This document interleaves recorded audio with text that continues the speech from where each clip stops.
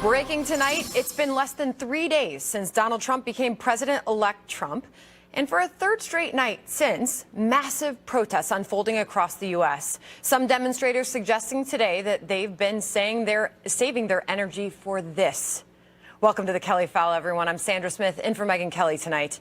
We have a live look for you at Miami, Fort Worth, Atlanta, and New York tonight, where the usual Friday night festivities are being put on hold as hundreds of people take to the streets protesting President-elect Donald Trump.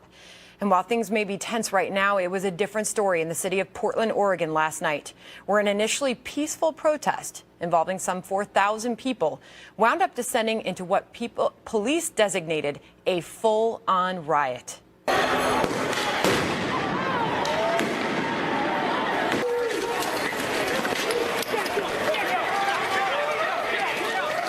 Police chalked up the chaos to so-called anarchists, with many protesters trying to stop the more destructive forces among them.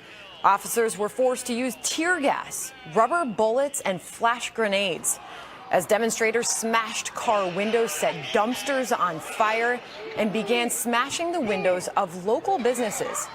The words "capitalism kills" reportedly spray painted on one convenience store, as other businesses were seemingly targeted at random. And that's got some of the folks who work in those vandalized businesses wondering what exactly is the point of all this.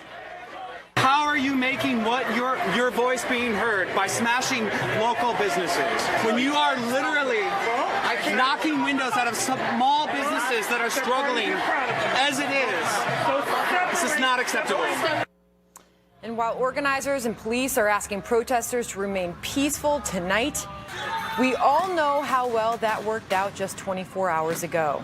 Sheriff David Clark and Julie Roginski join us in moments on the unrest that we're seeing tonight. But first, we go to reporter Kelsey Watts of Fox affiliate KPTV in Portland for a live report. Kelsey, what are you seeing there? Sandra, a much different feeling here this evening as we begin our fourth straight night of protests here in the city of Portland, where hundreds of people are gathered at this hour here in front of Portland City Hall. You can see this crowd here behind me gathering once again before heading out tonight. But as you mentioned, I think what happened here in the city last night is really in a category by itself. That's when that protest became a riot. 4,000 people in the streets taking over bridges, even interrupting freeway traffic. But city leaders say it's very important to note it was only a small group of people that were in the midst with those thousands of others who were causing the damage in the city. Broken windows at car dealerships, small businesses, fires being lit, rocks being thrown at police. One of my colleagues even saw glass bottles being thrown off of parking structures. By the end of the night, police finally did regain control. 25 arrests were made. And I think today here in Portland, it's really been about regrouping, both for Portland police and city leaders who say they do support peaceful protests, but what happened here last night is unacceptable. In fact, the chief of police came out today to ask peaceful protesters to stay home tonight, to take the night off in order to give police a chance to potentially stop that smaller group that might be bent on causing more damage here tonight. Although I also think there's a growing sense of frustration for those at home who don't believe there should be any protests. In fact, one man who supports Donald Trump told us, "I cast my vote, so did you. These protests need to stop." Sandra. All right, Kelsey, thank you. Live for us from Portland, Oregon tonight. Joining me now, Sheriff David Clark of the Milwaukee County Sheriff's Office and Julie Roginski, a Fox News contributor and Democratic analyst. Sheriff Clark, this is something you are very familiar with. What do you make of what is happening in U.S. cities tonight as these protests continue just 3 nights after Donald Trump was elected president?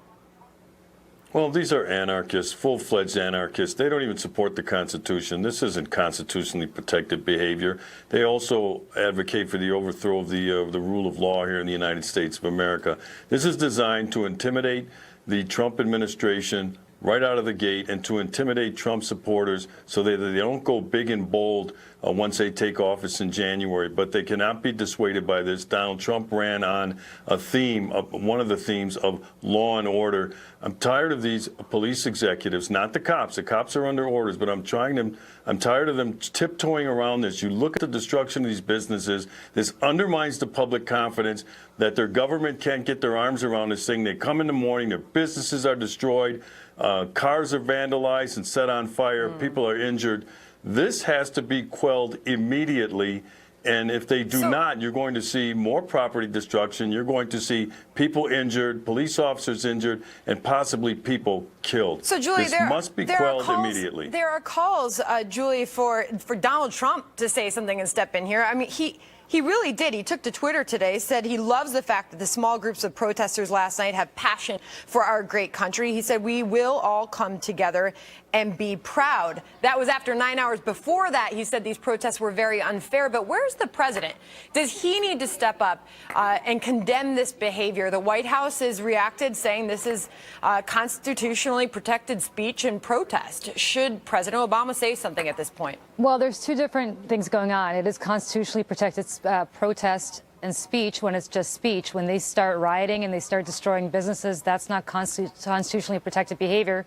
That's unacceptable behavior. Look, I'm disappointed about the outcome of this election as well, but there is no excuse to destroy private property or to riot, to protest an election that, frankly, Donald Trump won. He won the Electoral College. He is our president-elect. These people have to come to terms with that. They can protest peacefully all they want, but there's no excuse to be violent or to start rioting or to hurt people who had nothing to do with Donald Trump becoming president and hurting their business. I will say I think it would be very helpful, and I'm not sure if this is possible, for Donald Trump and the president to release a joint statement calling on people to, if they want to protest peacefully and to stop rioting. There is no reason that this behavior needs to happen. And I think it would be very helpful in a bipartisan manner if they both did that jointly to show that we have a peaceful transition from one administration to the next. And this is a bipartisan issue. I mean, you look at this crowd right now, and protesters in L.A. said that they were taking a break and saving their energy for the weekend. So we don't know where this is going. What needs to be done at this point, considering the riots and the violent behavior that we saw, for example, in Portland last night? What can be done now to stop these?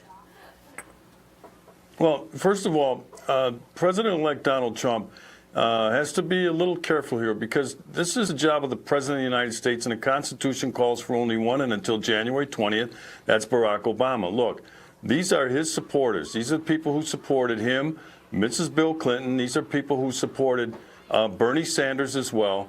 It is their responsibility to reach out and to remind these individuals of this time-honored peaceful transition of power here in the United States. So at least to draw the line, that would at least draw the line, and then law enforcement must use all reasonable force. In Milwaukee, I've given my officers, I signed off on allowing them to use the rubber bullets, the bean bags that are, put out from a projectile, and they hurt when they hit you, and the flashbangs, and up to and including tear gas to quell these disturbances. But what it's come happens to is that, and that's they the let problem. it get it.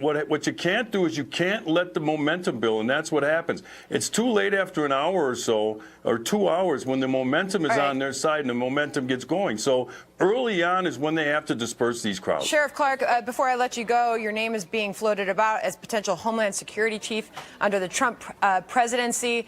A lot of speculation out there.